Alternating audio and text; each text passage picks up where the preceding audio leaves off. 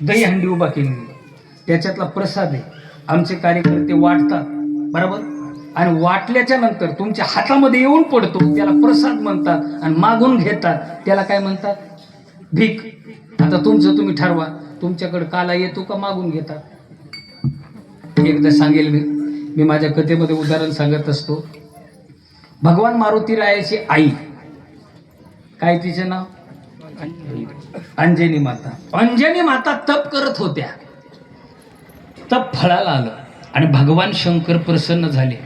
अंजनी माता बोला काय पाहिजे ते. अंजनी माता म्हटले भगवंत काही नको, पण तुम्ही म्हणताय ना काहीतरी मागा, आम्हाला तुमच्यासारखा पुत्र द्या. भगवान शंकर म्हणले माझ्यासारखा तर पुत्र दुसरा कोणी नाही, पण एक काम करा, तुम्ही जसं तप करतायत ना असंच तप करत राहा. एक हात वर करा, आकाश मार्गाने वायू देवता येईल, तुमच्या हातावर प्रसाद टाकेल. काय काय हातावर प्रसाद येईल, तो प्रसाद तुम्ही सेवन करा. मी तुमच्या पोटी येतो 11 रुद्र म्हणून, बरोबर. तसं अंजनी माता, जसं भगवान शंकरांना सांगितलं तसं अंजनी माता उभा राहिल्या, एक हात वर आहे. आकाश मार्गाने वायू देवताने हातामध्ये प्रसाद टाकला, तो त्यांनी सेवन केला. आणि आजी माय ध्यानात ठेवा, याला म्हणतात प्रसाद. तुम्हाला प्रसाद दिला ना, तो प्रसाद इथंच खा. म्हातारी भला भकळ वजळभर साखर घेतली, वाट घरी जाईपर्यंत सगळा त्याचा निमात पाकच होतो. त्याच्यात 42 माश्या बसलेल्या असतात, आणि म्हातारी गलीत गेल्या आख्या पोरीला प्रसाद वाटी, ती या प्रसाद माय त्वात नेलाय दुसऱ्याचा हुसकून, शेव कशाचा प्रसाद आला. याला प्रसाद म्हणल्या जात नाही, तुमच्या हातात आला तुम्ही तो सेवन करायचं, त्याला म्हणतात प्रसाद. विठ्ठल आपल्याला खायचा इथं, पण केव्हा चरित्र ते केले देवे. भगवंतानं गोकुळामध्ये जे चरित्र केले त्याचा उच्चार म्हटले.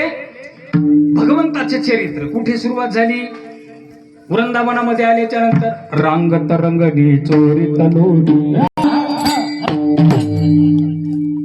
रांगताने भगवंताने चरित्राला सुरुवात केली. हे देवाचं चरित्र आहे. देवाच्या चरित्रामध्ये जमीन आसमानचा फरक आहे. भगवंत रांगत होते तरीही चरित्र चालले. भगवंत रांगता रांगता डायरेक्ट मोठे झाले, कारण 12:30 वाजून गेले.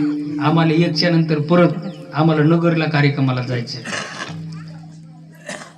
होतं. पर्यायानं महाराजांना प्रॉब्लेम आला. काकाला म्हटलं मी सेवा करतो, ऐकलं कीर्तनाचा टाइम आहे तर 9 ते 11 रात्रीचा, आणि दुपारचा 11 ते 1, म्हणून 1च्या नंतर आपल्याला प्रसाद खायचा म्हणून विठ्ठला विठ्ठला.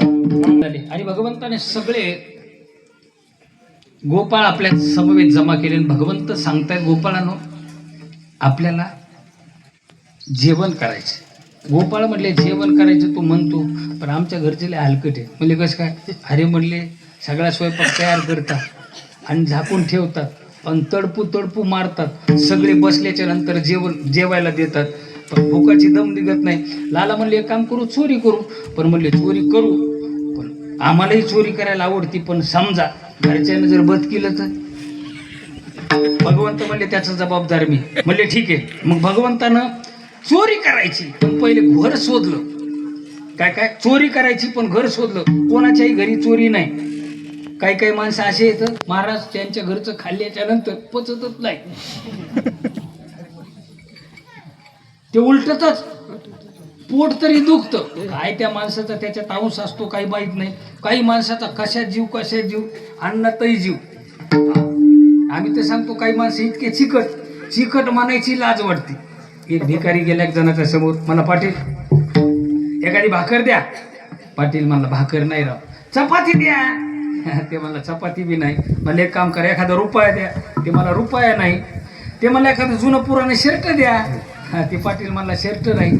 ते भिकारी तयार होतं माझ्यासारखं, मी भिकारी नाही पण सांगायचं, ते तयार होतं. ते मला पाटील तुमच्याकडे भाकर नाही, चपाती नाही, रुपया नाही, शर्टाचं पान नाही, माझ्यापेक्षा जास्त भिकारी तुम्ही दिसायलेत.